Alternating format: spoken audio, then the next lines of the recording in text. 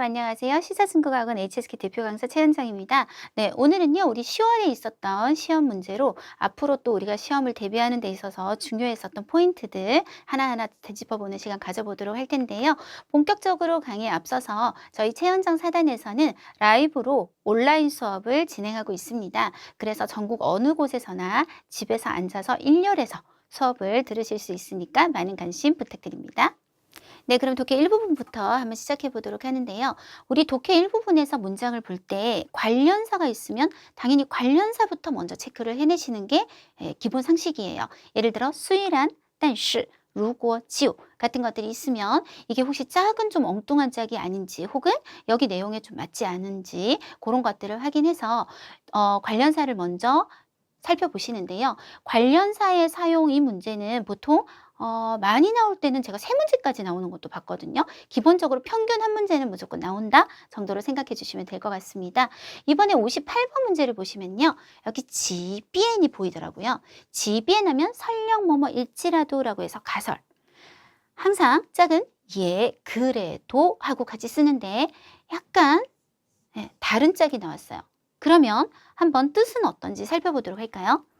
농지 페이지 자세하게 페이지엔의 뜻을 모르시겠으면 그냥 농기계의 어떤 것은 이라고 하시고 야, 뭐 해야 된다? 위토랑 토양과 접촉을 해야 하고 하이시창 또 뭐도 해야 된다?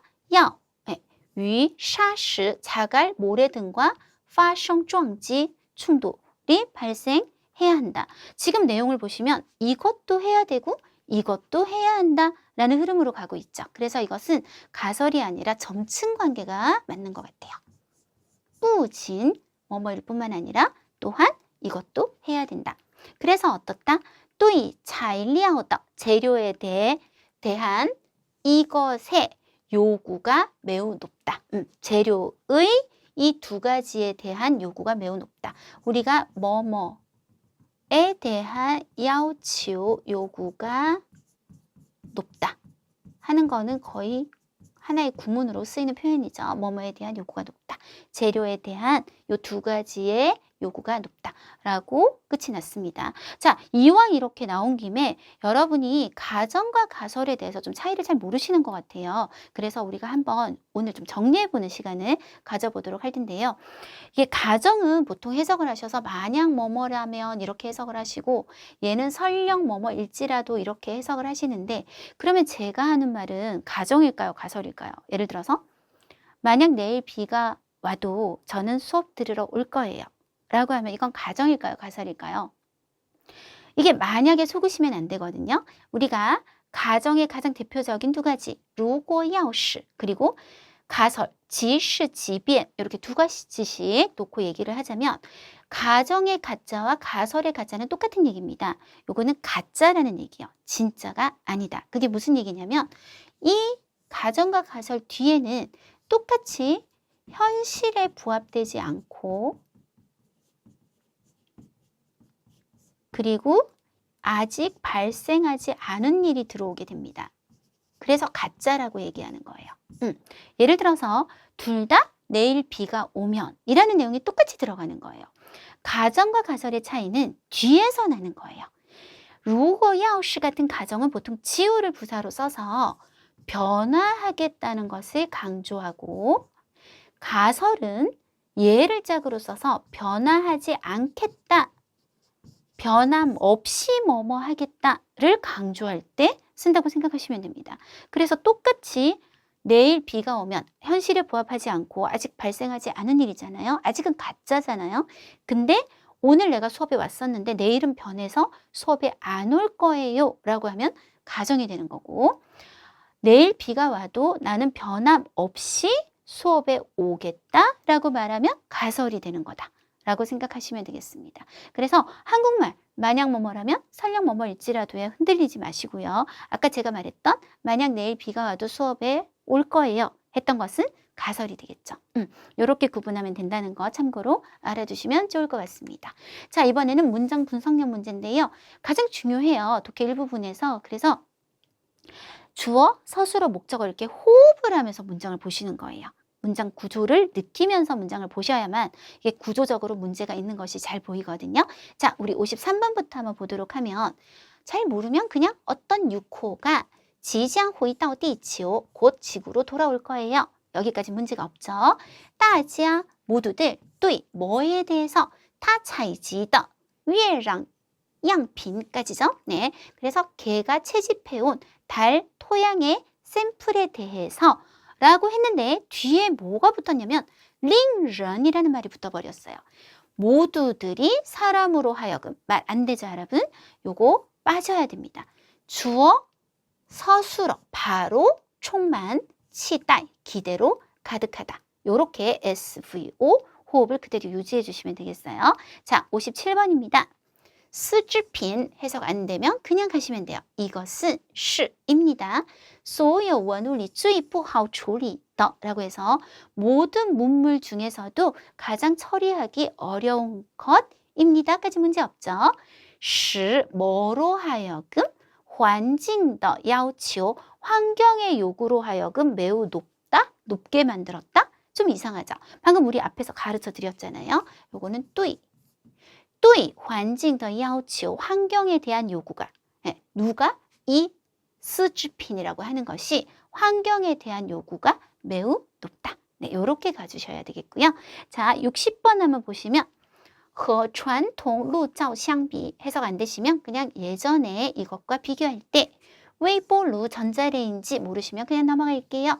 이것은 랑 뭐로 하여금 能量 에너지로 하여금 更直接的到达食物 더 직접적으로 음식에 도달하게 해줍니다. 2, 3分钟 2, 3분이면 지우능. 자, 능은 조동사잖아요. 조동사는 당연히 동사가 있어야 할 겁니다. 근데 뒤에 剩饭 하고 명사가 나왔어요. 남은 밥. 요거는 조금 문제가 있죠.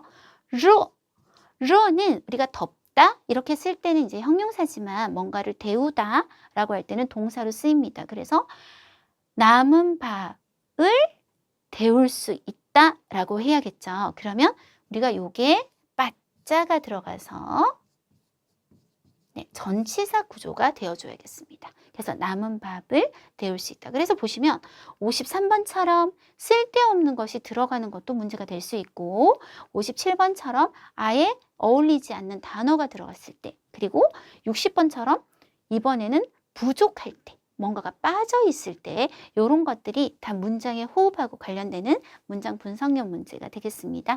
가장 많이 나오는 문제가 되겠고 이렇게 문장 구조를 자꾸 연습을 해 주셔야 사실은 여러분 쓰기도 정확한 문형으로 쓸 수 있고 여러 가지에 도움이 되니까요. 이런 연습은 평상시에 많이 해주시는 게 좋을 것 같습니다. 자, 그 다음 독해 4부분 한번 넘어가 보도록 할게요. 어쨌든 독해 4부분에서 가장 중요한 건 속독이에요. 속독은 이렇게 이해할 수도 있죠. 굉장히 속도감 있게 빠르게 글을 읽으라는 뜻인가? 그게 아니라 속독의 가장 핵심은 키포인트를 잘 찾는 거예요. 아, 이 문제의 답은 이 단어를 찾으면 나오겠다. 그 자리에 답이 나오겠다. 라고 싶은 키포인트를 잘 찾아서 그 부위에 가서 그 주변을 잘 읽고 답을 찾아주는 거. 그래서 전체를 다 읽는 게 아니라 필요한 부분만 찾아서 읽는 것을 속독이라고 정의할 거고요. 그리고 또 한 가지는 지금 제가 다 암기가 안 됐기 때문에 제시를 하지는 못했지만 원래대로 하면 그런 식으로 키포인트를 찾은 다음에는 반드시 A, B, C, D를 읽고 올라가시는 게 훨씬 나아요. 여러분이 A, B, C, D를 읽지 않고 급한 마음에 올라가게 되잖아요. 그러면 일단 답이 나온지도 모르고 계속 읽게 돼요. 그래서 스탑을 할 수가 없어요. 답이 나와도 쓸데없는 내용까지 더 갈 수 있고 어느 정도 읽다 보면 또 불안감이 엄습해요. 답 나왔나? 이러면서 내려가서 또 A, B, C, D를 읽고 그러면 결국은 읽게 되는 거잖아요. 거의 2~3배의 시간이 걸린다고 생각하시면 돼요. 그래서 항상 보기부터 읽고 올라가는 것도 잊지 마세요. 자, 그러면 우리 89번부터 속독하기. 자, 키포인트 찾아내기 연습을 한번 해보도록 합니다. 根据第一段, 첫 번째 단락에 따르면 이 동물은 양인 것 같죠. 去千里之外, 천리 밖으로 가는 것은 为了, 뭘 하기 위해서인가요? 라고 했습니다. 이때 이 동물을 키포인트로 잡으면 큰일 나요, 여러분. 이 글 전체가 이 동물에 대한 설명문인데 이걸 키포인트로 잡으면 수십 군데가 키포인트가 나오겠죠. 그래서 한 번밖에 안 나올 그런 단어를 찾아주시려면 千里之外를 찾아내시는 게 키포인트가 되겠습니다. A, B, C, D를 읽었다 가정하고 올라가 볼게요. 여기 보면 첫 번째 단락 조금 지나자마자 千里之外的 产仔地라고 있어요. 여기 아들 자자가 보이시죠? 그래서 새끼를 낳는 곳에 가서 지종产仔 다들 모여가지고 새끼를 낳는다. 정답은 繁衍后代 A, B, C, D를 읽고 올라온 경우에는 이 말 아까 있었어 하고 여기서 더 이상 가지 않고 스탑을 할 수 있게 되는 거죠. 네, 90번 한번 보실까요? 下列哪项会对이 동물의 迁徙路线 쌤 저는 이 단어를 잘 모르겠어요. 괜찮아요. 한자 그대로 가시면 돼요. 이런 노선에 대해 영향을 발생시키는 것은 다음 중 어떤 것인가요? 라고 했어요. 자 보시면 A, B, C, D가 있었을 거예요. 그러면 올라가서 迁徙 路线을 찾았더니 일단 어디서 한번 보였냐면 2번 단락에서 한번 보이더라고요. 그런데 이 문장을 읽어보니까 他们如何选择 걔네들은 어떻게 이 노선을 선택하죠? 라고 해서 선택하는 방법에 대해 설명이 나왔지 이게 영향을 발생시키는 요인에 대해서 말하지 않았어요. 그래서 그 다음에 다시 나오는 곳을 찾아봤더니 3번 단락. 3번 단락에 가보시면 迁徙 路线에 대한 설명이 나오는 곳이 있었어요. 한번 볼까요? 이 전문가가 소개하기를 이 동물의 迁徙 路线은 수백 년간相对固定, 상대적으로 고정적이었다.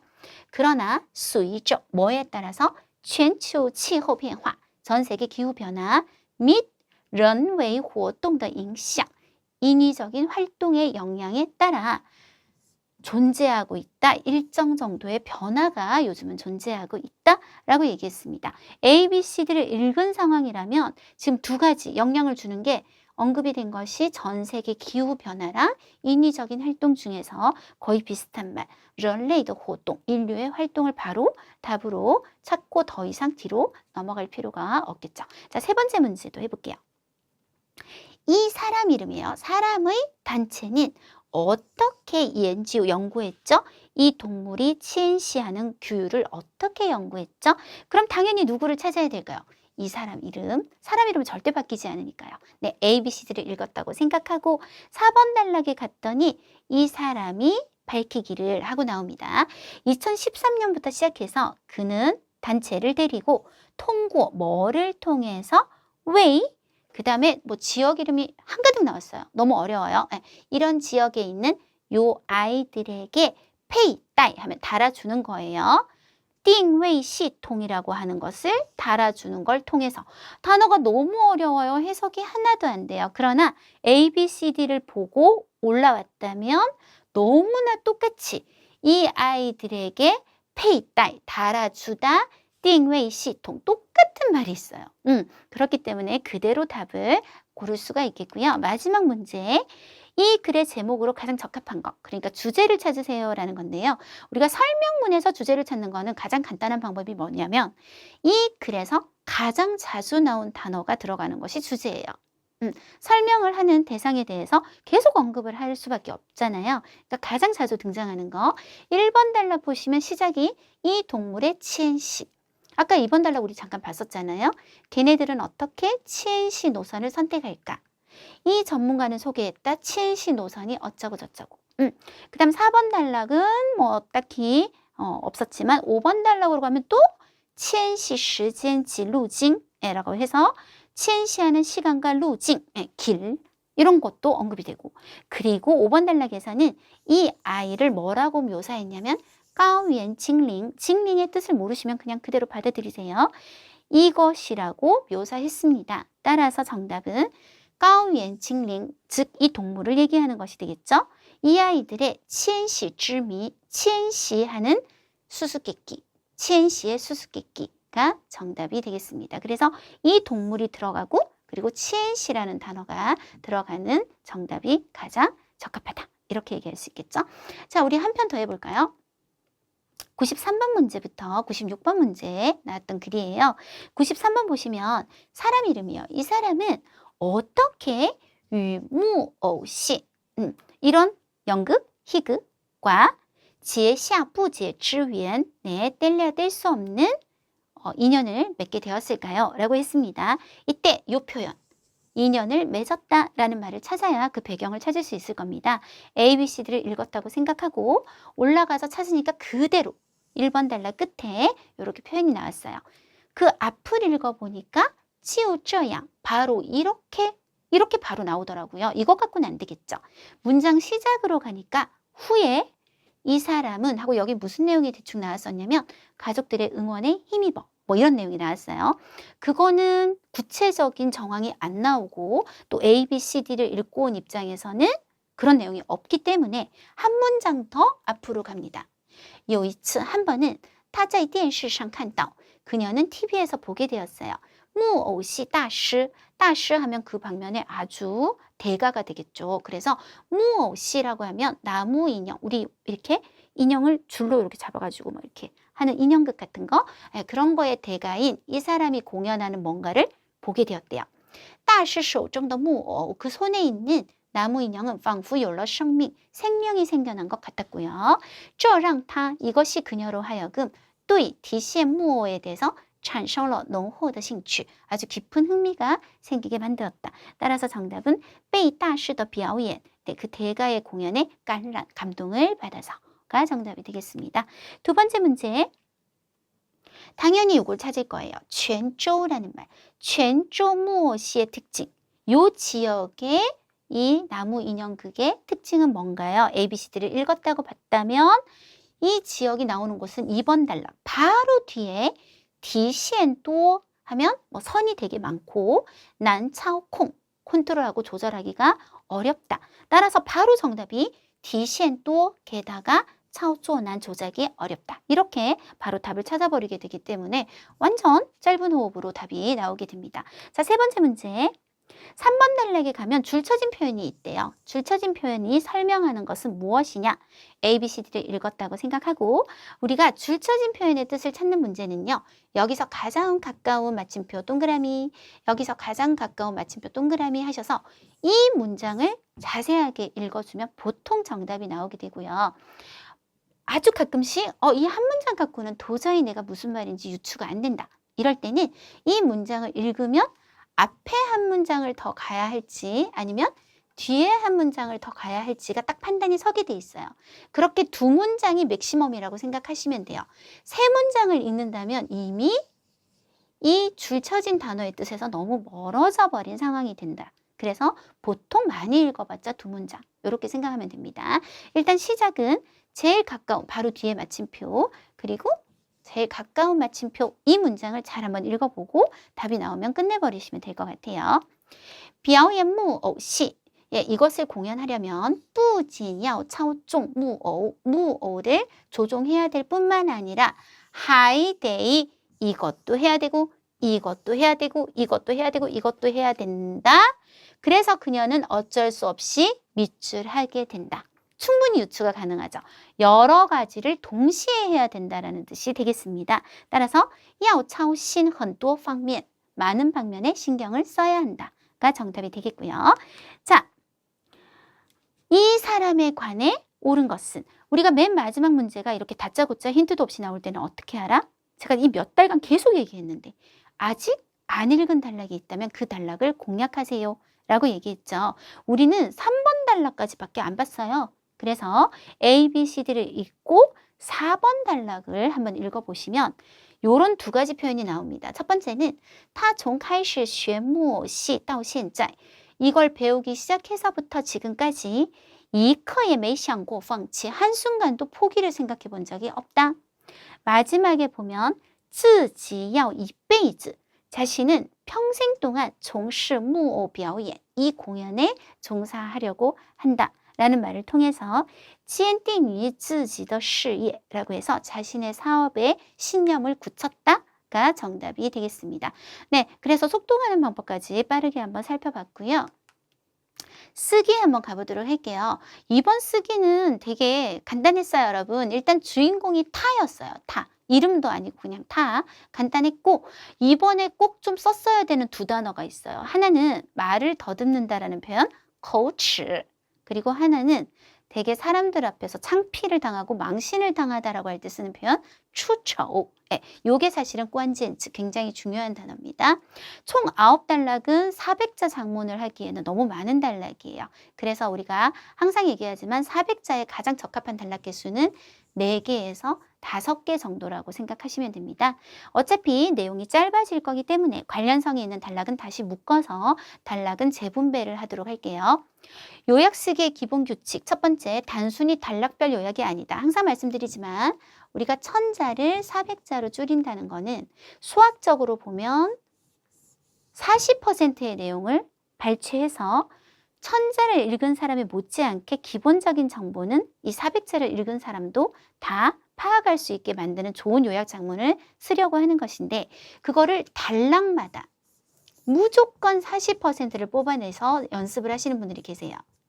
이런 식으로 하시는 게 아니라 전체적인 글의 밸런스를 보셔야 돼요. 그래서 어떤 단락은 뭐 한 20%만 써도 되고, 어떤 단락은 한 90% 써야 될 수도 있고, 또 제가 오늘 같은 경우는 그런 게 없는데요. 예전에 막 12단락 이렇게 있는 글 보면 아예 한 단락을 날리기도 하거든요. 이건 안 쓸 거예요. 그래서 전체적인 밸런스를 보고 결정하는 것이지 절대 단락별 요약으로 가시면 안 됩니다. 두 번째, 중복되는 내용, 뒤에 내용을 통해 유추할 수 있는 내용 당연히 패스해 주셔야 되고요. 좀 더 상세하게 설명하는 표현이나 문학적인 표현 같은 게 좀 나오는 경우가 있어요. 그런 것도 짧아지면 어울리지가 않아요. 그냥 객관적 서술로 이제 바꾸게 되겠고요. 직접화법이 간접화법으로 바뀌는 거 오늘도 물론 나오겠지만, 우리가 직접화법이라는 건 일단 인물이 한 말을 그대로 큰 따옴표로 인용을 하는 것을 직접화법이라고 하잖아요. 그런데 내가 요약 쓰기를 하면서도 인용 보호를 쓰게 되는 순간 줄이지 못하게 되어버려요. 이 인용 보호는 말 그대로 똑같이 쓰겠다는 뜻이거든요. 그래서 어쩔 수 없이 무조건 간접화법으로. 물론 말이 되게 짧고 이 글에서 아주 중요하고 내가 기억하기에 전혀 무리가 없는 선이면 괜찮아요. 그런데 말이 긴 경우는 특히 간접화법으로 가주셔야 되는데요. 그렇게 되면 원래 워라고 했던 인칭 대사가 뭐 타로 바뀐다든지 이런 대사의 변화들, 그리고 나 하는 것들도 상황에 따라서 원래 써있던 것도 우리는 안 써야 된다든지, 그 앞에 내용이 사라져서 못 쓴다든지, 혹은 좀 써주는 게 추가되는 게 어울린다든지 하는 것들을 잘 사용해 주의해서 연결을 해주시면 되겠고요. 관련사가 들어가면 좀 더 부드러운 글이 되겠죠. 이게 아무래도 팍팍팍 줄여지다 보니까 연결성이 안 좋아져요. 그래서 그러나 그래서 따라서 이런 것들로 좀 앞뒤를 부드럽게 연결해 주시면 훨씬 좋은 요약 장문이 되겠습니다. 요약 장문에서 가장 우리가 힘들어하는 게 이제 10분 사용법이죠. 10분 동안 글을 보고 35분 동안 요약 쓰기를 하게 되는데, 요 10분이 우리가 어떤 글을 파악하기에 굉장히 빠듯한 시간이란 말이에요. 그래서 어느 정도의 전략을 가지고 10분을 사용하시게 되는데, 일단 절대로 해서는 안 되는 거. 앞에서부터 암기하려고 해서는 안 된다. 우리는 알파고가 아니에요, 여러분. AI도 아니고 10분 만에 그 천자나 되는 글을 다 외우실 생각이 아니잖아요. 만약에 그렇게 하시는 분들이 진짜 꽤 있는데, 그렇게 되면 앞에 하나도 요약 안 하고 다 적다가 끝나요, 글이. 저 같으면 그거 점수 안 줘요. 요약 쓰기에 가장 기본도 안 된 거잖아요. 그래서 내용을 내가 이해하고 암기하는 거지 표현을 암기하는 게 지금 아니고, 표현은 가장 중요한 표현들, 이건 꼭 써야 되는 것들, 이런 것에 대해서 개별적으로 암기가 들어가는 거지, 이걸 달달 외우려고 하는 거는 절대로 안 되는 행동이 되겠습니다. 자, 그러면 이제 본격적으로 얘기하면 앞부분에서 이 주인공이나 기본 배경이 설명되는 거, 보통 1번 단락이거든요. 그리고 제일 마지막 부분을 먼저 읽는 것이 좋아요. 그래서 설명을 대충 이 사람이 이런 사람이었어요 라고 한 다음에 맨 끝을 보게 되면 중간 과정이 어느 정도 느껴져요. 만약에 이 사람이 되게 엄청 기가 죽고 자신감이 없는 사람이었는데 마지막을 봤더니 어떤 큰 기업체의 회장이 되었다. 그러면 이 중간에 이 사람이 기업체의 회장이 될 정도로 자신감을 가지게 된 어떤 사건이 발생하겠구나라는 걸 충분히 유추할 수 있게 되잖아요. 그래야 우리가 처음부터 다시 읽으면서 이런 거는 좀 필요가 없겠구나. 이런 건 많이 반복됐다. 아까 말한 것처럼 상세한 설명을 하는 곳, 이야기의 흐름과 직접적인 관계가 없는 주변 인물에 대한 서술은 그냥 파악하고 넘어가고, 안 파악해도 돼요. 대충 이까지는 좀 넘어가겠다 라는 계획, 그러면서 쉽게 바꿀 계획을 어느 정도 세우면서 읽을 수가 있게 됩니다. 결론을 알아야만. 네. 그 다음에 4번. 남은 시간 동안 한 2, 3분을 남겨놓고요. 글을 보지 않고 전체 내용을 내가 진짜 이해했는지, 내가 이걸 쓸 수 있겠는지 빠르게 예, 되돌아보셔야 돼요. 만약에 생각이 안 나. 이 다음에 뭐였지? 무슨 사건이 있었지? 하면 아직 글이 있잖아요. 그때 봐야지. 글이 다 사라지고 난 다음에는 이미 늦었잖아요. 마지막 10분이 끝나기 직전 우리가 해야 되는 행동은 주인공 이름. 오늘 같은 경우는 외울 필요가 없죠. 타니까요. 마지막에 쓸 표현을 암기해 둔다 라고 했습니다. 위에서도 제가 얘기했는데요. 우리가 생각보다 이 쓰기에서 글을 딱 시작하는 건 어렵지가 않거든요. 끝에 마무리를 멋있게 하는 거는 굉장히 어려워요. 그래서 마지막 문장은 항상 전략적으로 어느 정도 암기해 뒀다가 쓰시는 거를 추천드려요.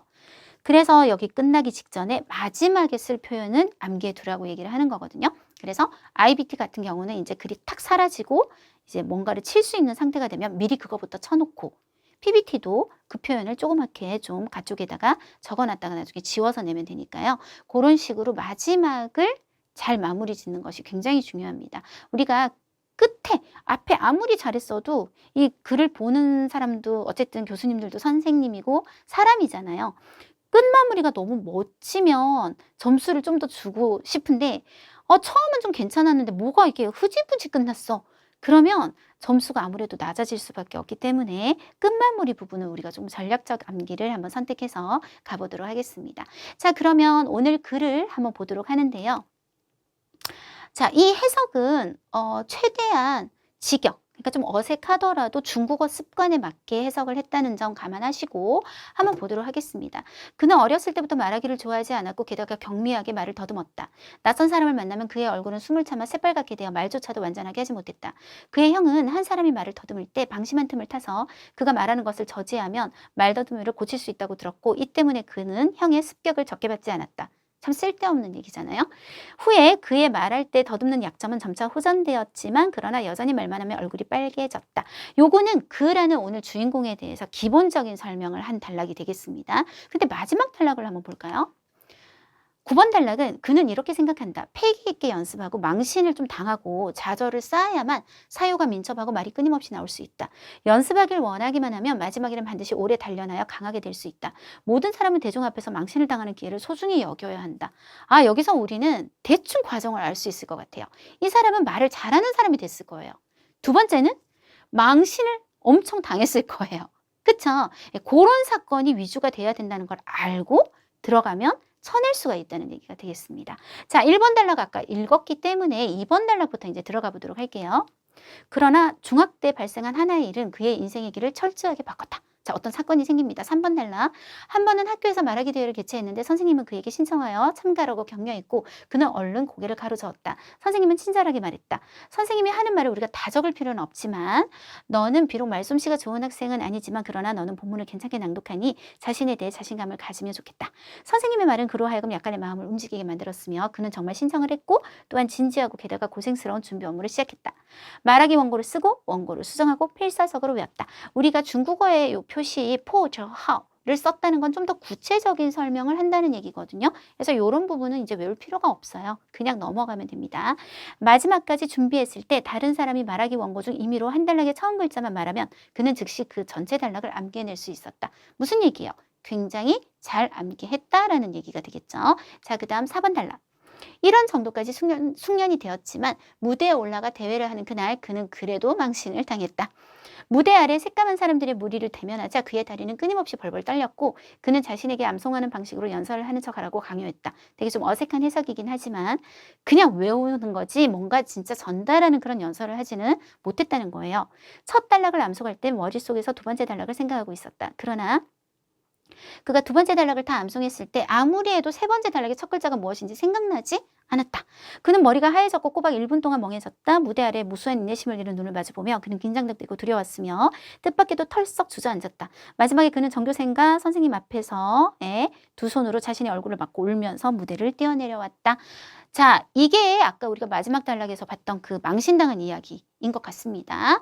자, 5번 단락. 이 일은 그를 무너질 지경에 이르게 만들었다. 그는 모든 사람들이 그의 망신스러운 일을 수군거리고 있다고 생각했고 다른 사람들이 함께 말하고 웃는 것을 보면 항상 다른 사람들이 자신을 얘기하고 있다고 의심했다.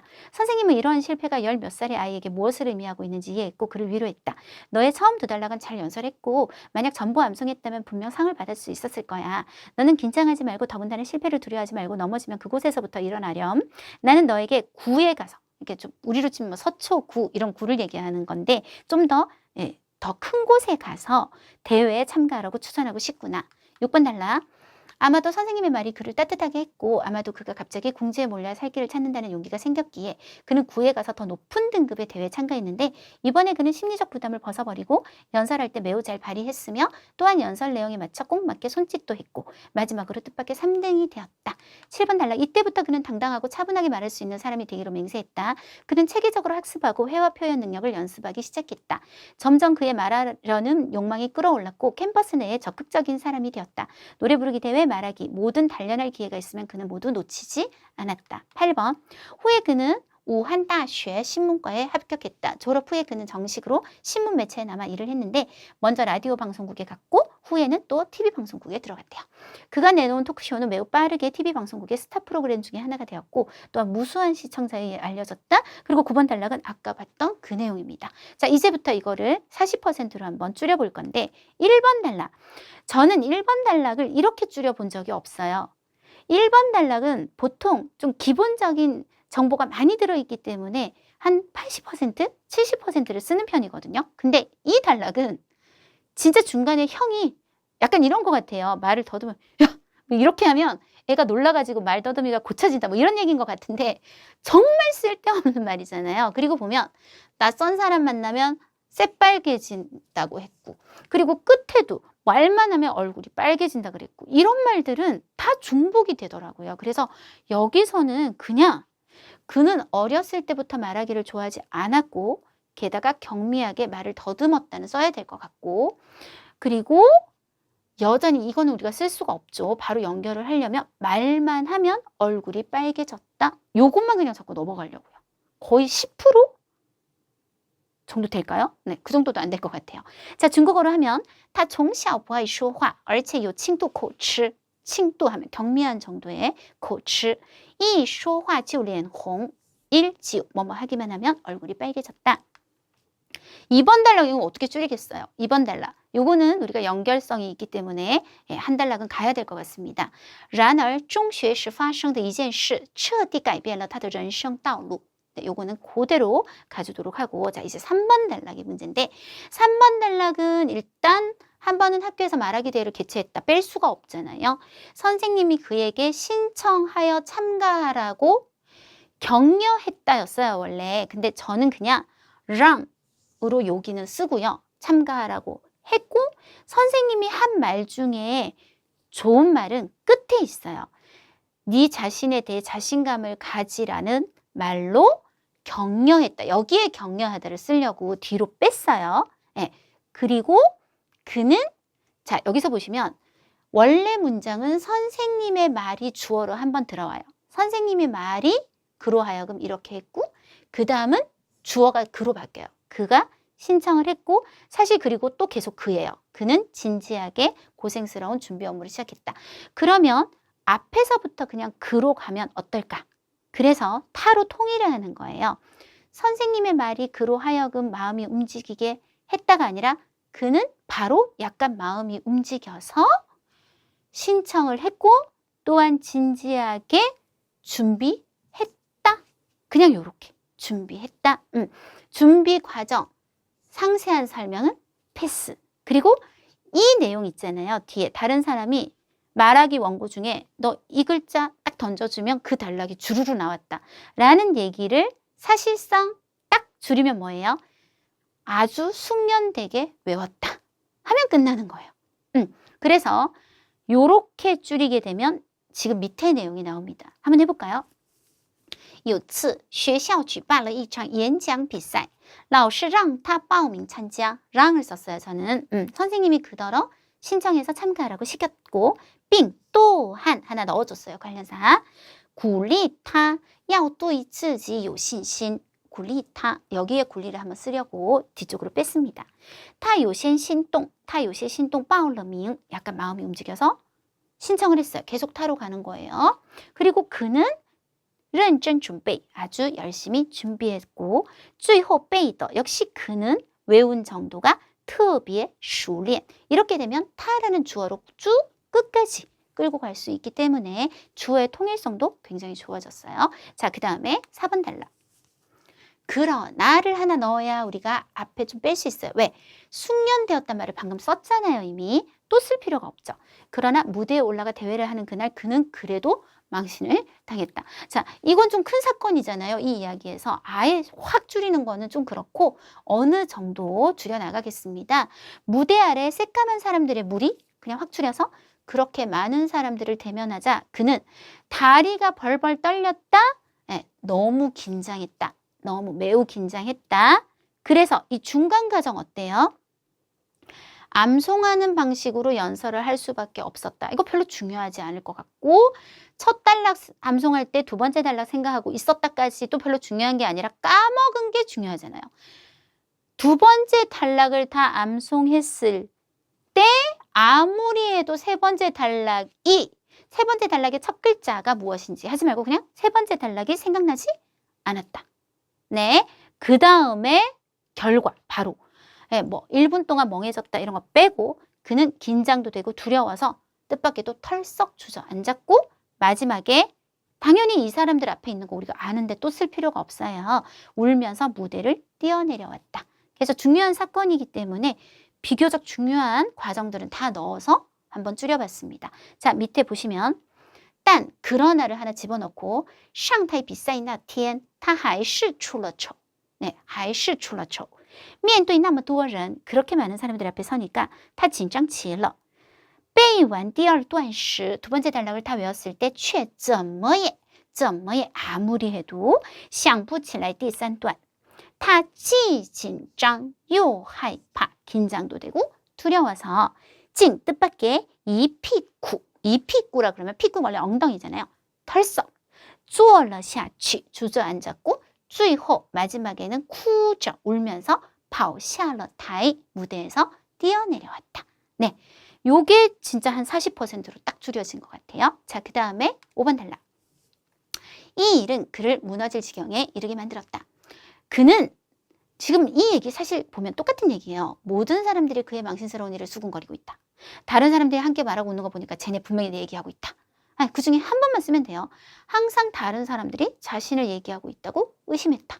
요거 한 번만 쓰도록 하겠습니다. 그 다음 선생님은 이 아이에게 이게 어떤 의미인지 이해했다를 빼고 바로 위로했어요.